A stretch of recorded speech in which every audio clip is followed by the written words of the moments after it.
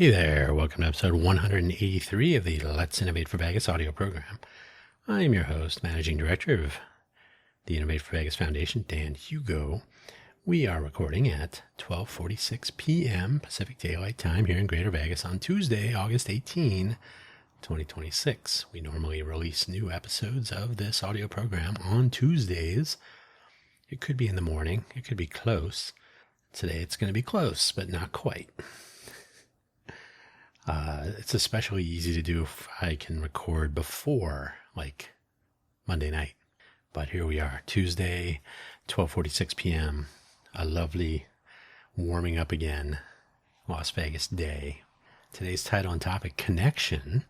The connection between people and their oasis in the desert, the Greater Vegas area. If you're not familiar with what the Innovate for Vegas Foundation is, or perhaps this audio program, Let's Innovate for Vegas, well, you've come to the right place, let me tell you.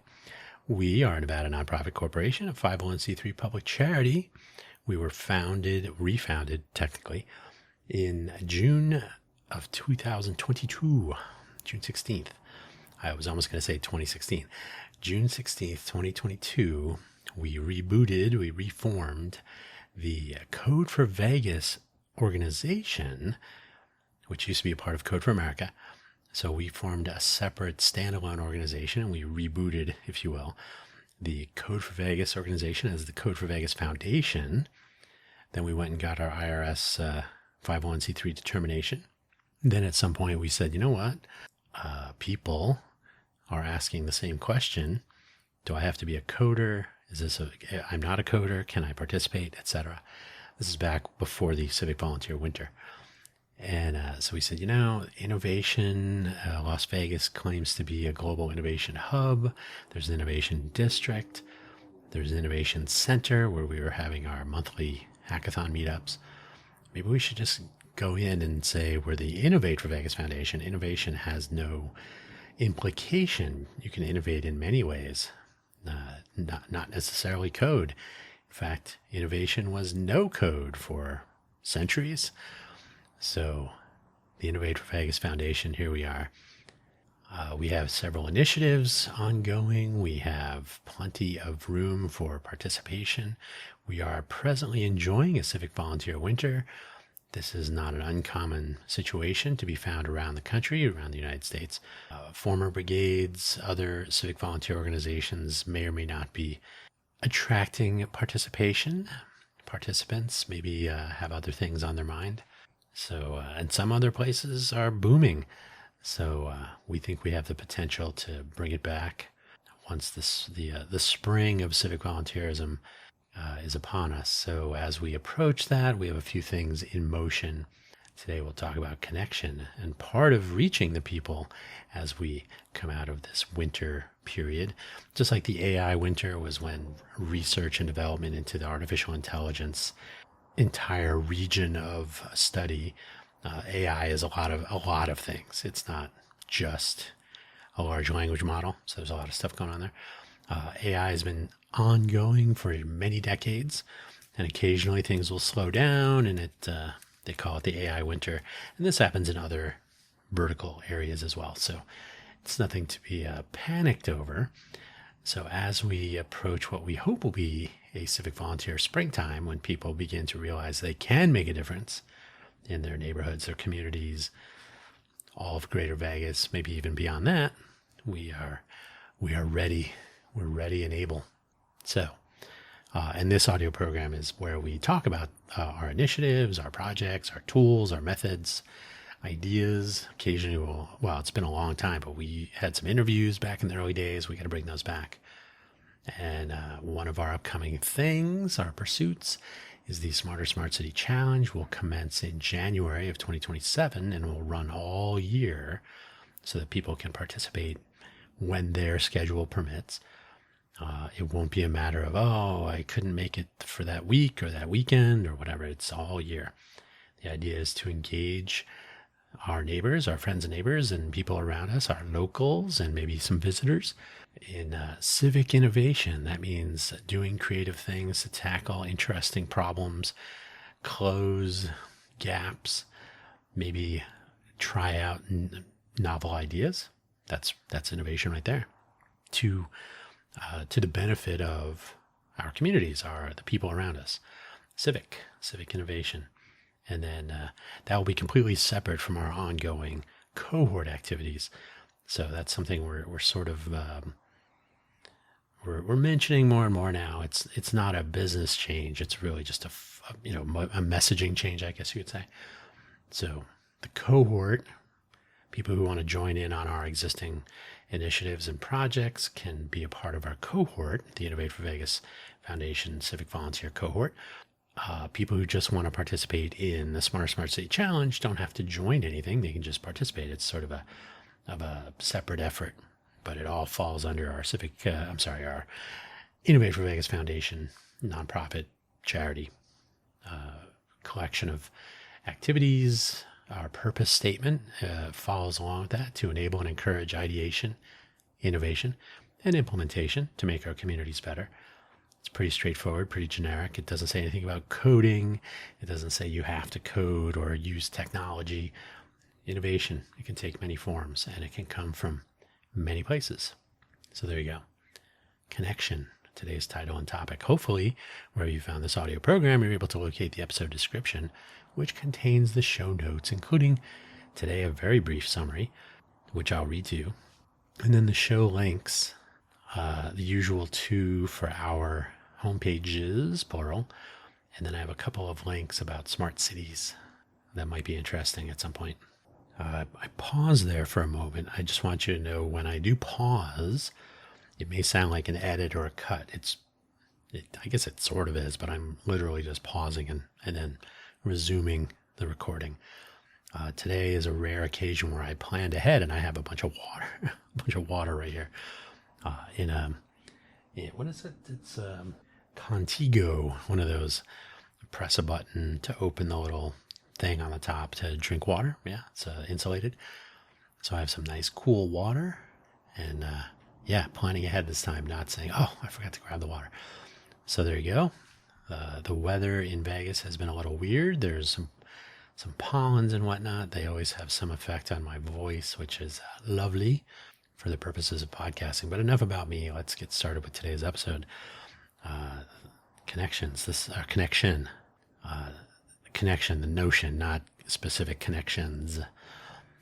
The summary of today's episode, a wandering missive concerning the way a smart city might foster more connection within itself and maybe beyond. Ellipsis. The links for today's episode, the usual 2, Innovate for Vegas, Innovate FOR Vegas, no spaces. Innovateforvegas.org is our cohort website. What does that mean? That focuses more on initiatives, civic volunteers, activities, and so on. We are a Nevada nonprofit corporation and a 501c3 public charity. So the innovateforvegas.foundation website focuses more on our business. I literally started putting together we'll be publishing our minutes there. Our document source or our repository of record is a Google Workspace, which we get for free because we're a nonprofit. Actually, we get it for free because we're a charity, not because we're a nonprofit. That's a different story. Google for nonprofits, but only if you're a public charity, 501c3. So innovateforvegas.foundation is where you would find board members, which we have 3 now. I wish I could convince them to send me their photos, but it's only been a month and a half. Things move slowly in a civic volunteer organization. That's fine. They're there. You don't need to have their pictures to advance the cause. So innovateforvegas.foundation, board members, bylaws, if and when, well, for example, the Smarter Smart City Challenge is facilitated by the Innovate for Vegas Foundation. So for the purposes of clarity, by making it something that would appear on the Innovate for Vegas Foundation website, would link back to that for more information, who to contact, facilitation. We're a fiscal sponsor of the entire year-long undertaking. Hopefully we'll have some more facilitators and participants and so on. There will be no confusion between that and being a civic volunteer contributing time, effort, and expertise on our ongoing initiatives as part of our cohort. So it really just keeps it's a soft gray line, I suppose, that divides the business aspects of the foundation itself and the facilitation of events and outreach, the fiscal sponsorship of activities and so on, versus the actual civic volunteer cohort, which is still a part of the foundation. So there's no administrative difference. There's no business difference. It's really just about communication and clarity, a little bit of transparency, I suppose. So 2 websites, innovateforvegas.org, innovateforvegas.foundation. I will add that now we are deprecating our presence on LinkedIn, which has not really been so useful. There's not much, we have followers, but not much actual response, engagement, etc.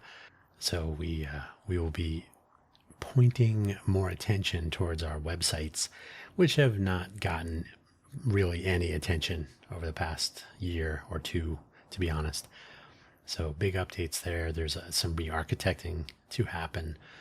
We'll make them look a little bit different, so there's no mistaking one for the other. And as well, the Smart City Vegas website will start to get some tuning up as more information starts to flow towards January 2nd when we kick that off. What was I going to say? The Innovate for Vegas websites so far, I ran a little check for validation and accessibility and so on, and there's some work to do there. So one of our fundamental tenets is accessibility. So we must pursue that in earnest, of course. So making our websites completely accessible and a little bit more informative than they have been and easier to change and update and so on. It's all in the mix. So that's coming. It's a long time coming, but that's fine. And then, and the same goes for the Smart City Vegas website. I think that's it for that. Now, the Toronto, can you hear all that noise outside? Production by a street. Toronto, the city of Toronto in Canada. Where is Toronto? Hang on a second. Okay, yeah, I just wanted to make sure. I was going to say Toronto is in Ontario, but then I was like, wait a minute. Am I correct about this? I didn't want to say something totally dumb, so I just admitted that I was not 100% sure. Toronto is the capital of Ontario in Canada. The place where a company called Sidewalk Labs, which would eventually become part of Google, tried out a little smart city project. It was a failure, abysmal by some accounts. Many articles have been written about this. So I have 2 articles, one on a website called tomorrow.city, and another on a website called governing.com. So you can look about Tomorrow leans more into the smarter smart city notion, right? So that's one of the reasons I started perusing that website. And then governing.com leans more into the governance and sort of the structure, the city structural issues that they were trying to make interesting in their implementation, and it failed. So both of these articles are about that failure. The Toronto Sidewalk Labs Wikipedia page has some additional information as well. Probably more articles that you can track down other than these. So you can start at the Wikipedia external references and go from there. I think Sidewalk Labs still has a separate website. I haven't visited it in a long time. They did a really poor job of communicating their goals and intent with the people in Toronto. I'm paraphrasing. I actually had a friend in Toronto who was around when this all took place. So I said, "Hey, is it what or was it as you can read about? Was it sort of not quite violent, but was it angry and absolutely not what people wanted?" And he said, "Yeah, that's about right." It did not fit into. Well, first of all, Toronto is sort of a working city. So he said, yeah, people here are not like early adopters, Silicon Valley, like, oh yes, let's bring in the tech. He said they were like, wait, you're going to be tracking my move? You're going to be keeping track of my purchases? What? Wait, what? So they were not amused. They were certainly not pleased. So that's one account, one anecdotal account. You can certainly read read the articles. Smart City Vegas, this is our initiative, which I've already mentioned briefly. So smart-city.vegas, that will be the epicenter of our Smarter Smart City Challenge. There was going to be a city camp event in a month from tomorrow that we canceled because of absolutely zero interest. That was a single day. And if we're being honest, honestly, two honest things. One, I am not quite sure if the 19th is the end of the Startup Week Las Vegas, I think it is. I think there's an LV Startup Week and there's a Startup Week Las Vegas. I don't know if they're the same. Speaking of connection. So I know that Startup NV kind of has taken that over. If there is a Startup Week in September, it will be the week ending on the 19th. The 19th happens to be City Camp, World City Camp Day. So we are going to have the very first City Camp Las Vegas on that day, just to kind of help with publicizing the event. Absolutely zero interest from every aspect of everyone we reached out to. So that messaging was clear. But yeah, I'm not really sure because I've seen another reference to, I think it's the Startup Week Las Vegas website. I'll probably talk about this more in a different program that I produce, which I try not to promote too much, but you'll figure it out. The Startup Week Las Vegas website, I think it is, suggests that Startup Week is in February 2027. So that's kind of interesting, and we'll have to see which turns out to be true. But either way, Smart City Vegas will focus mostly to get started on the Smarter Smart City Challenge. Now, because the City Camp event was canceled, and because the Global Entrepreneurship Week is in November, when Formula One racing is taking place, so it will be as distracted a week as one might imagine, as it has been every year since Formula One came to Las Vegas in November every year. So the Las Vegas week of events will be interesting, but we're pondering, depending on how some other things kind of fall into place. Some of them we'll talk about today. We're thinking about doing a precursor event for the full week. The problem with City Camp is it's in some cases it's less than a full day. It's only an afternoon on a Saturday. Some cities, I think the last time I looked, it was about 5 different cities were planning to have an event. 2 in September on the 19th, and then the other 3 were more along in October or even November. So there was no necessity of having it on September 19th, but the concern really is if we had gotten a reasonable response that said, oh, but September 19th is not a good day, could have considered doing it in October or November, but we got absolutely zero interest. So one of the reasons we're deprecating LinkedIn, because that proved to be unproductive with responses or lack of. Finally, there's a general Smart City Wikipedia page you can check out as a beginning to maybe answering questions like, what is a smart city? What makes up a smart city? Everybody kind of has a different, well, not everybody. If you ask any person anywhere, you may get a collection of elements of a smart city that they may identify. You'll probably get a few common items and then a few items that are like, oh, I didn't think about that one. Maybe. So we'll see. And we'll see how things unfold. But you can check out the Smart City Wikipedia page. As usual, I always suggest that Wikipedia is a great place to begin a quest for knowledge, not necessarily the place to end it. On that note, I don't know if today's episode is going to be long.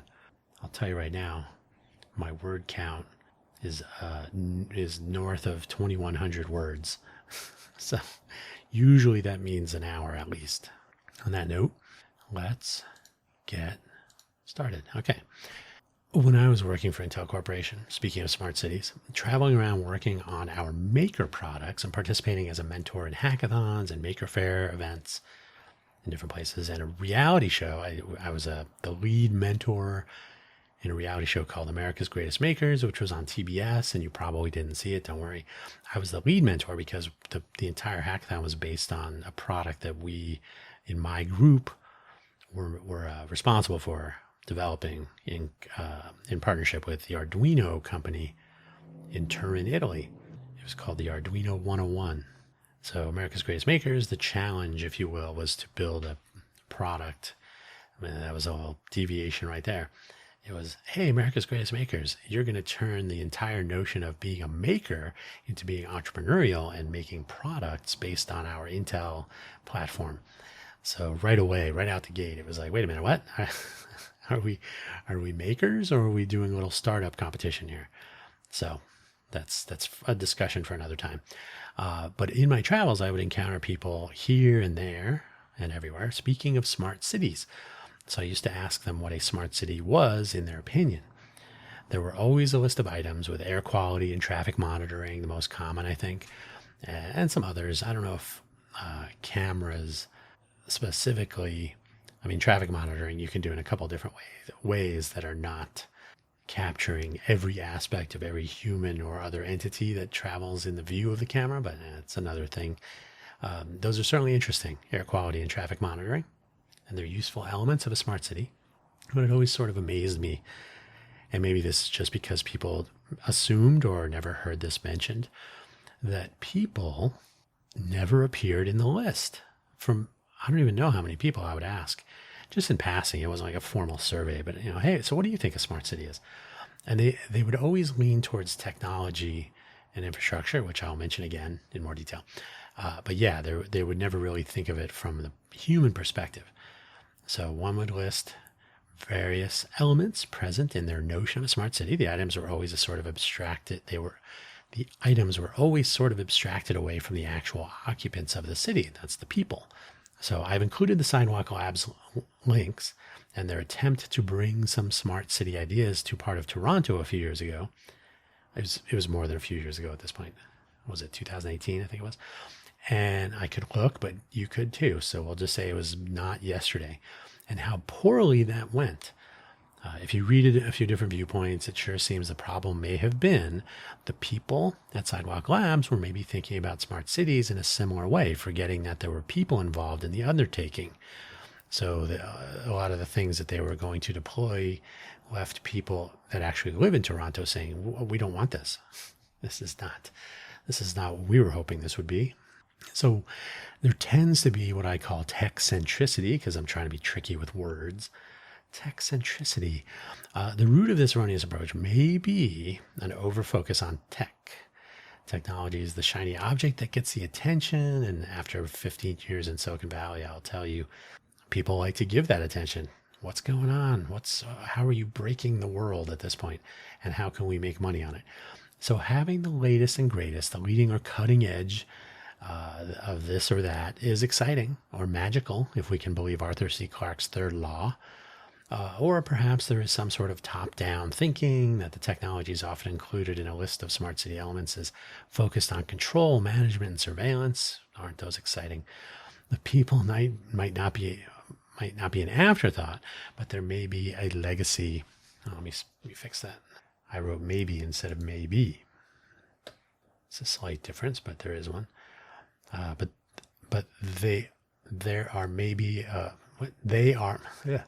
People are maybe a legacy element of the city that can finally be dealt with thanks to the new shiny things. So in other words, the technology really, it's monitoring, but it's also surveillance. So it's keeping track of the city, but the people in it and what they're doing and where they're going. And, crime.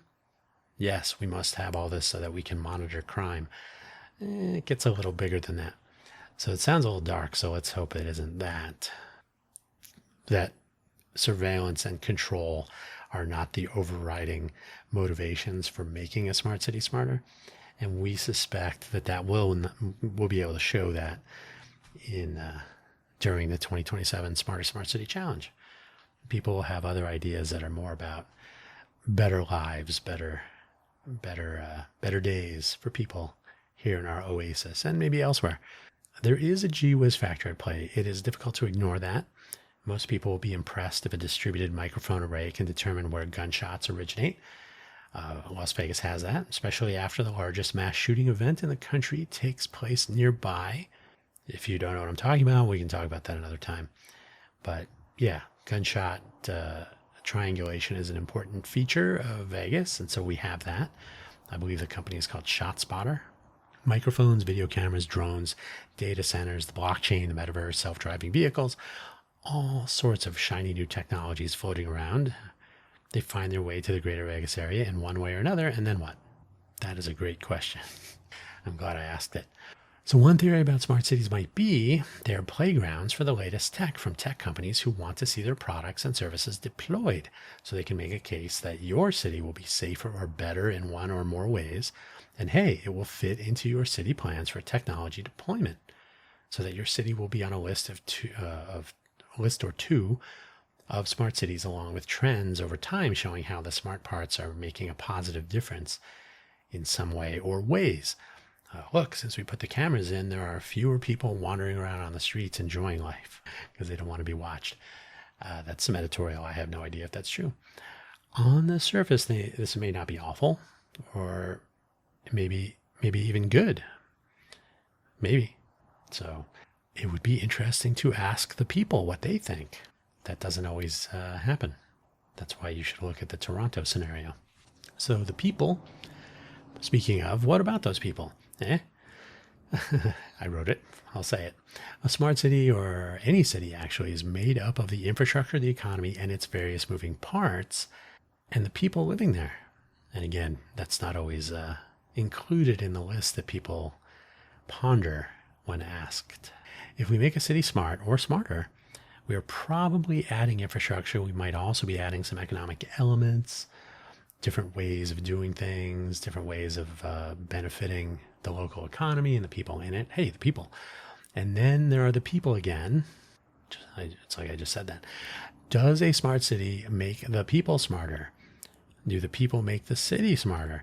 If you answer no to either of these, this episode of Let's Innovate for Vegas may not be long enough.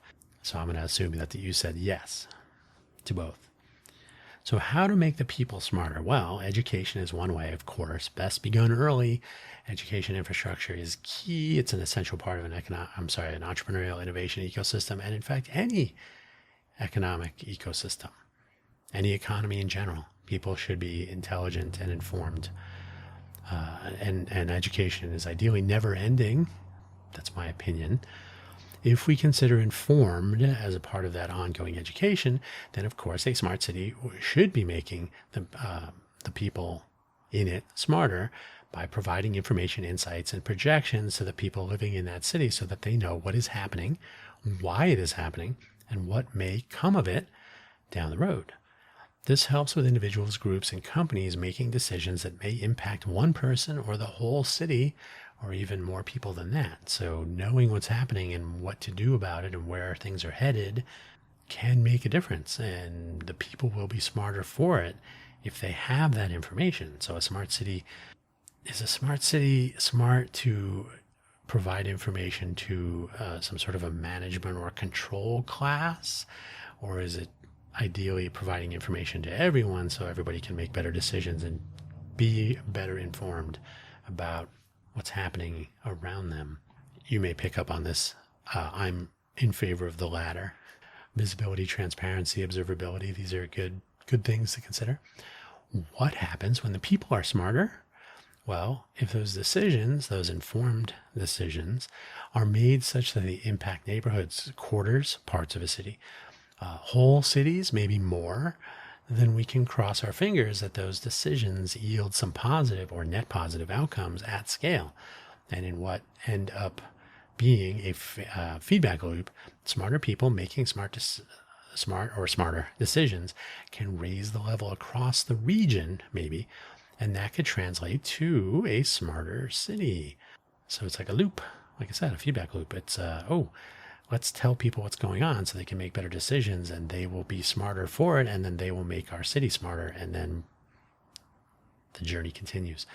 This is a little bit more hand-wavy, I suppose, but if we think optimistically, we might posit that when more people know what is going on, can act accordingly, and can communicate with their neighbors and peers, osmosis might spread some of the smart around, the so-called rising tide lifting at least some boats. So yeah, it doesn't have to be quite Eureka, if you're familiar with that sci-fi show, but It does help when everyone around you kind of has some idea what's going on. For as small a population as the greater Vegas area, Clark County, has at about 2.4 million people, it is sometimes alarming just how many people don't know this or that or the other thing. You can argue, but it would be more interesting to pursue this experiment conscientiously, yes? So we should find out what happens when all of the population of Greater Vegas has access to as much information as possible. No hiding it behind LinkedIn logins and so on. So let's think about signals and systems. I will remind anyone who has listened but may not remember, or if this is your first time, I'll simply tell you my background is in engineering. Signals and systems are a big deal. They're a big thing. We talk about that a lot.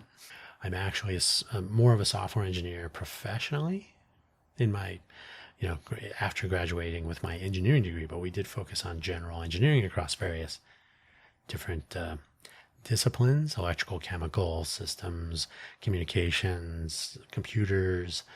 What else? I feel like there were a couple more. So the title of this episode is Connection. What this means here in the presence of signals and that anyone can consume and generate, and a concept of the overall system in which these signals are found. So connection is kind of all of this going on. So that connection leads to and comes from an elevated understanding of how it all works and where we fit into the big picture.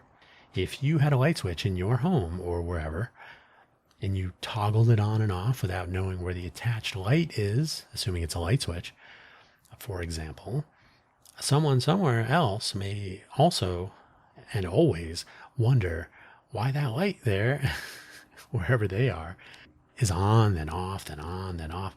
If you really think about it, that is often how things work. Usually the normies, that's you and me, the ones wondering why the light is flipping on and off, because someone somewhere in a position of authority or control or sitting in front of a bunch of flat displays in an operations center somewhere, keeping track of who's doing what and where. They are flipping the switch, maybe behind a closed door in a meeting with other people with other switches. I don't want to be conspiratorial here, but what the notion is that sometimes things just happen and we, the normal population, the masses, don't quite know what's going on. Why did that happen? Who is in charge of that? And then the outcomes and so on. Connection then depends in part on knowing what the system looks like, how it works, and what it means when it is working and when it might not be working. Where we might agree at some point that working means, that's for other discussions. It's working good enough. Well, it could work a little bit better. But for the sake of this, we'll just say working is the light is on and not working is the light is off. Something simple like that, something very binary. Rarely are things so simple. That's actually more complicated once more than one person begins to describe what a working city is in their opinion. Your mileage and opinion may vary. That's what I was getting at. So let's save that for later, after maybe we can ask everyone what they think. That would be a good idea. A good idea. A smarter smart city should be connected to the people living there so that they can offer that feedback loop. Maybe that's opinionated, but that is pretty reasonable. Connection is also those signals, and that can manifest as information sharing so that we know that someone somewhere with some role and collection of interests and so on, when they say or do something, and others receive that with the associated context. In other words, announcements, blog entries, social media posts, videos, interviews, and all that. Sometimes more people are consuming, i.e. reading, listening, watching. And that's the 1-9-90 principle. The smallest group is the content creation or expression of ideas. The second group, the 9 group, will be more interactive. They're sitting in the front row. And then the 90 are the masses. The largest part of the population is sort of indifferent or not directly or so closely connected, so they don't always know what's happening. But they're distracted, they're apathetic, they're simply not connected. They're not using LinkedIn, they're not using TikTok, therefore they don't get those pieces of information, etc. It could be a lot of things. In other words, even though, Yeah, in other words, even though there is noise out there, there's a lot of stuff going on, we somehow manage to get to the signal part. So we get more signal than noise, the good old signal to noise ratio in action. So yeah, ideally we're hearing the people that are telling us important things, hearing, reading, seeing, whatever the case may be. Connection, even if and individual connections, even if they are asymmetric, like you are not responsible for responding to everything you hear or read or see, that would be insane. That'd be crazy. These connections, though, are important and make a lot more sense if we understand the system in which these connections are happening. And asymmetric in this case means sometimes we listen or read from one person and we may speak or write to others. It's not always message, reply in every case. Like you don't necessarily interact with everyone. So asymmetric, especially in Vegas, it would be message and then no reply. But it makes a lot more sense so in some cases you'll see people making comments, or if you know, YouTubers or bloggers. Do bloggers still exist? They do, but maybe not called that. You'll get people posting or commenting or saying things that don't match reality from another perspective because one person has different information, maybe more current, more detailed. So some comments will be misleading, maybe not on purpose, but somebody has out-of-date information. So the asymmetry can be an issue, but really more often it's a lack of a consistent, coherent, and cohesive view of and access to data, information, analysis, status, and so on. So connection might help there. So our initiatives for the Innovate for Vegas Foundation, for the cohort part, if you were to take a look at our collection of initiatives, the things we have described to some degree, the things that we are working on more or less, so they're in various states of we really should have more people working on this stuff. So hopefully we'll get to that point eventually. But we have these initiatives. You might find that connection as described, which I've just been doing, connection makes up a big part of their commonality. We have multiple initiatives that kind of all fit together by design. So I'm just going to list a couple of things here. Open transit connects people and mobility within the city, within the system, physical system. Open data capture, that's the Open Data Capture Platform initiative, connects people and data over time. The MyMuni and Welcome initiatives connect people to our locality and its systems and other connections. So MyMuni is focused on people who live here. Welcome is focused on people who visit here. Each will have a different perspective, obviously. All right, I had to pause for a little drink of water there. The Agile for Volunteers initiative is really more for internal project management. This connects people in a cohort and people between cohorts, so within the cohort and between cohorts, and the initiatives and projects in motion for each. So if you're familiar with Agile, it's based on that. It's not been corrupted by the Agile industrial complex. Project ACT, the autonomous cohort tessellation, connects cohorts which are made up of people, to other cohorts and their respective initiatives and projects. So Agile for Volunteers and Project ACT sound similar because they actually go together. They fit together specifically. Smart Social explicitly connects people and data and people. It is one of the fundamental initiatives that is a part of other initiatives. So it's kind of like a foundational element on which others are built. And there's more. And by the way, there are many initiatives, so that if people want to jump in on an initiative, there may already be something to jump into, and you don't have to propose an idea, or maybe you'll say, oh, I have some things we can add to it. That's how this works. That's why we're doing this all in the open. And all of the initiatives on the list are practical and real. I've already mentioned the lab's business model, the potential for spinning out working ideas after we've got them in a functional state, and if they prove to be valuable, maybe they're ongoing and revenue generating. Who knows? Spin them off. But we're not making a ton of progress. That's the downside to the Civic Volunteer Winter. Excuse me. So if we take a moment and look at the Smart City Vegas initiative, which has not really been spelled out well enough because we were looking at getting City Camp going, and that's not going to happen now. So we'll spell out more. Although the Smarter Smart City Vegas program will be mostly driven by the people participating. I always tell people it's really hard to tell innovators or inventive people, entrepreneurs, to tell them what to do. They'll probably figure out what they want to do or what they feel they need to do. So we just have to be able to facilitate that. We don't need to tell people what they need to do, though. That would be getting off on the right foot. You can probably read about the Toronto scenario if you haven't already. So this is all about connecting people, the Smart City Vegas. This is all about connecting the people living here, or maybe somewhere nearby, or maybe they're moving here. Everybody has some connection to Greater Vegas, right? It's connecting them to here, to Greater Vegas. The Smarter Smart City Challenge is all about connecting people to their surroundings with the possibility of fixing something. So we're enabling and encouraging, just like in our purpose statement. You live here. Let's create a scenario and a platform and a set of circumstances and environment where you can say, I wish somebody would fix that. Maybe I could fix that, whatever it is, or make it better. Maybe you're improving something, elevating some place, improving life a bit for some people. It could be anything. In fact, often people see things around them that do not show up in the big picture by people looking from on high. They might have an idea that would otherwise go unnoticed. Both connection and system awareness, two great tastes.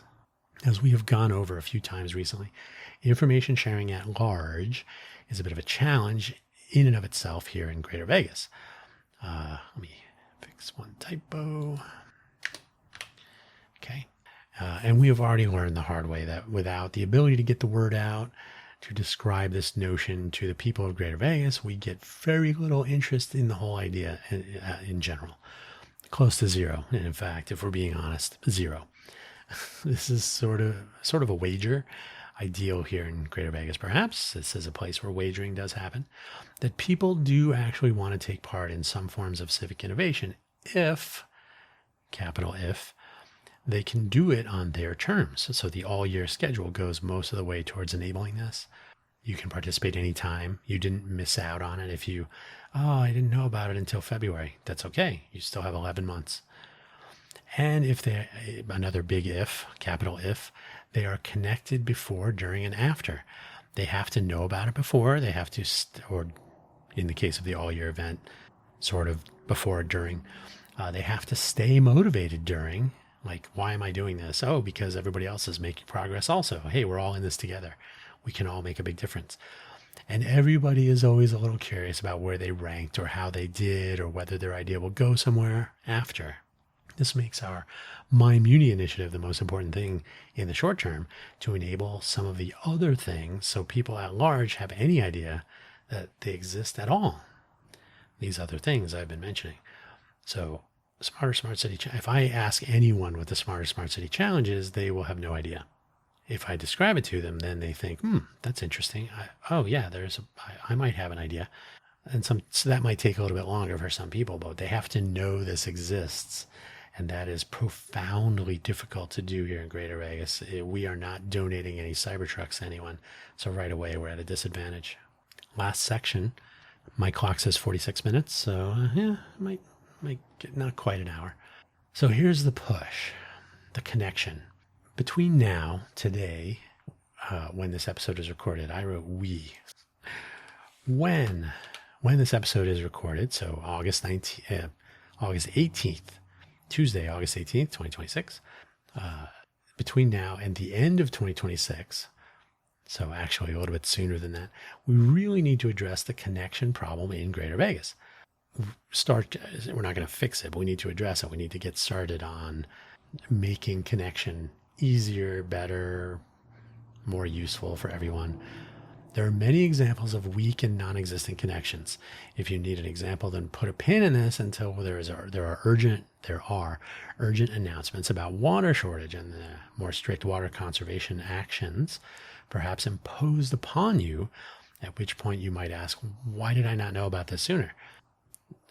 Well, in fact, the drought that we are immersed in has been around for many years. There's no reason not to know about it, except that nobody ever talks about it. This is a great question. Why did I not know about this sooner? Though that is an example, that is an example of, that is one example of many. Thank you. I don't even know what sort of typos are going on here that we could toss around. So water is just topical because, fun fact, we are at the lowest point of water supply contained within the Lake Mead Reservoir since it was first filled in the 1930s when the Hoover Dam was finished, or nearly finished, however that process worked out. So we are at a record-breaking low point in our water supply here in the Greater Vegas area. And Lake Mead supply the Colorado River Basin. So there are 7 states, I believe it is. So Nevada is only one of them. Nevada, by the way, always gets credit for being the most effective, proactive participant in water recycling. So we actually put water into Lake Mead so that our total water allocation can essentially be higher than it is, because we're not quite still suit from dune levels yet, but Southern Nevada does make a concerted effort and is successful at doing it, at recovering water, snow melt if there is any, and other water that can be treated and returned to Lake Mead to stay in the water cycle that we are all watching closely, although some not as closely as they could be. Bottom line, finding out what is happening and when and where is not always easy in Greater Vegas. We don't get news, local media, traditional media outlets coverage. People don't talk about it. And in fact, it is more difficult than it should be in the modern era. So there are too many ways to share information to not have this information at your fingertips. You can find this information, but it does not find you. And maybe it should. Our foundation plans have taken a slight pivot, mostly about where they will commence and how, but Federation in this in the MyMuni umbrella space will figure prominently into this modern take on city-scale information sharing. Federation and decentralization help people to connect without the requirement that they commit to a platform or a publication or whatever. The information and interaction become more important than the medium. Add to this some of the tools and methods I have mentioned in previous episodes, including different ways to present details and different ways to present those details over time, so that some connection can be made between what happened a decade ago and today, etc. Could be any number of things. That water level data really should be as visible every day as the price of eggs or gasoline, and it should be as easy to show that information as it is the high and low temperatures for the day. In other words, you can visit any news website and probably other places. You will see, maybe in the upper corner of a web page. By the way, I don't even know if those are accessible. That's a different question. You will have some idea what the high and low temperatures will be today. You'll know if it's going to be cloudy, possible rain. These things they're almost taken for granted. You can also step outside, get a certain sense of humidity, the rain potential. You can see the clouds. You can see, or you can feel the temperature. It's hot, it's cold, it's windy, right? So a lot of these things are just apparent. You can figure them out empirically. The price of gasoline is posted everywhere. If you are in a vehicle that uses gasoline, you're probably moving around and seeing the signage. And if you eat food, you go to a grocery store, or maybe you have food delivered to you, you have an intimate knowledge of pricing because of this interaction. Our water supply, as an example, as an important example, is far away. It's out of sight, out of mind. The water flows when we turn a faucet on, so we're not necessarily thinking about it all the time.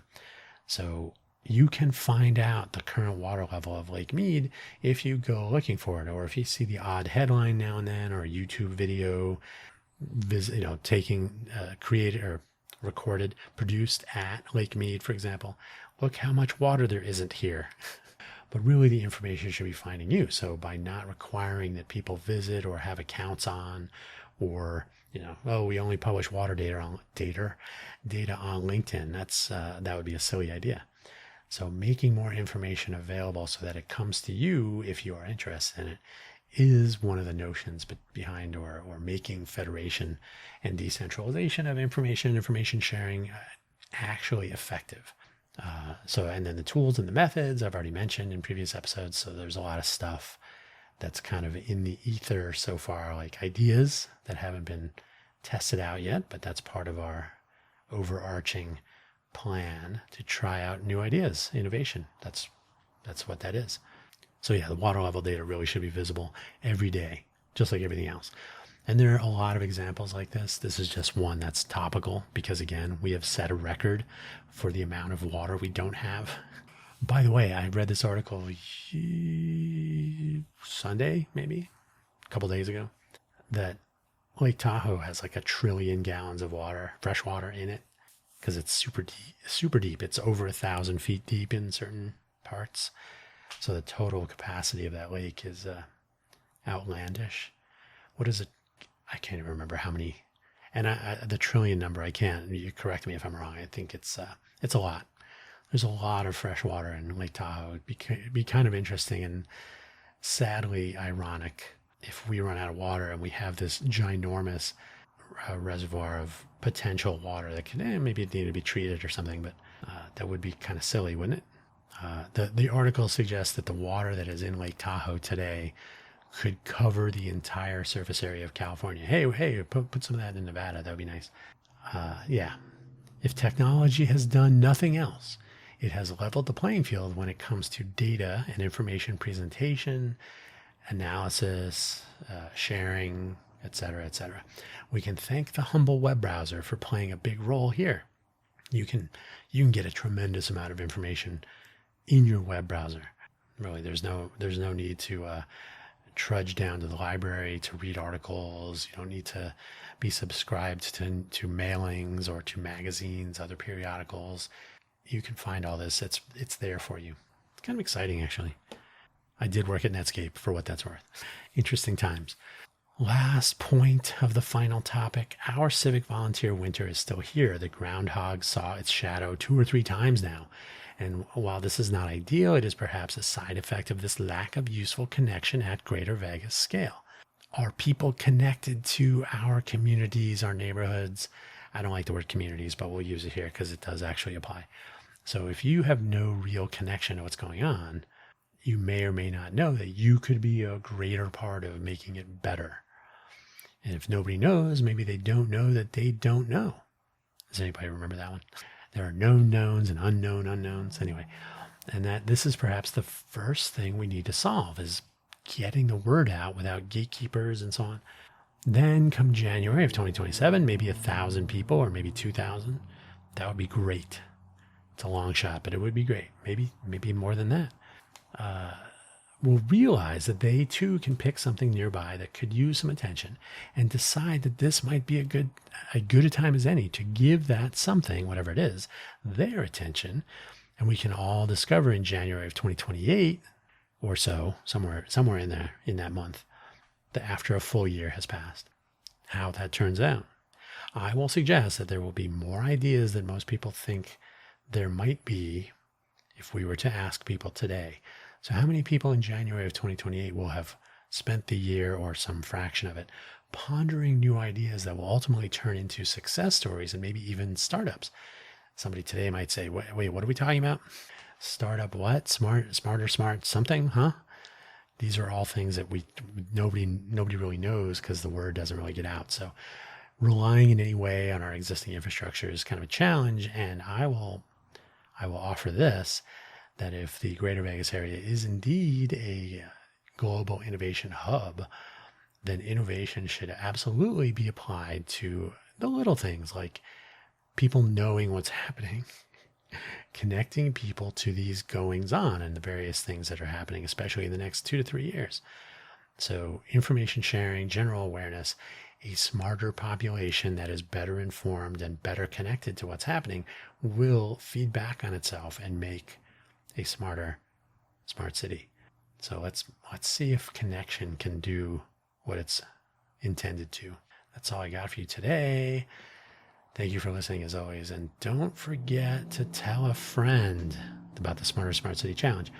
The link to our websites, all the links to our websites, the innovateforvegas.org website, the innovateforvegas.foundation website, and the smart-city.vegas website are all, now that we're deprecating LinkedIn, are all in need of some refreshing.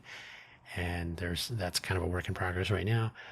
Definitely need to emphasize adhering to web standards and accessibility in general. Accessibility is so much easier when web standards are followed. So we need to pay more attention to that in general. That is part of one of our goals, accessibility. So yeah, we need to spend more time on that than we have. And that's going to be something that proliferates across all of our innovation and our initiatives in that regard, if they involve a web presence. And most things do at some point, even if it's a real world thing, whatever it is, there will be an element of it that involves a website or content like that. So everything we do has to keep that in mind so that more people can participate, however they consume information, and then give their opinions and render their notions and ideas for others to consume as well. So yeah, we kind of have some work cut out for us in the near term. The road to January is only getting shorter. So I'll let you go now, and we will reconvene a week in the future and see what happens. All right. Thank you for listening. Thank you for your support. Ongoing, as always. My clock here says it's been about an hour. So I guess I was basically right. I've ad-libbed a little bit here and there, as usual. Probably after I truncate silence, we'll be closer to 55 minutes, but we'll see. It's not a competition. It's only an exhibition. No wagering. Not here anyway. Take care, and we'll catch you on the next episode. Or consider listening to the previous episodes, wherever you found this audio program. Take care. Bye-bye.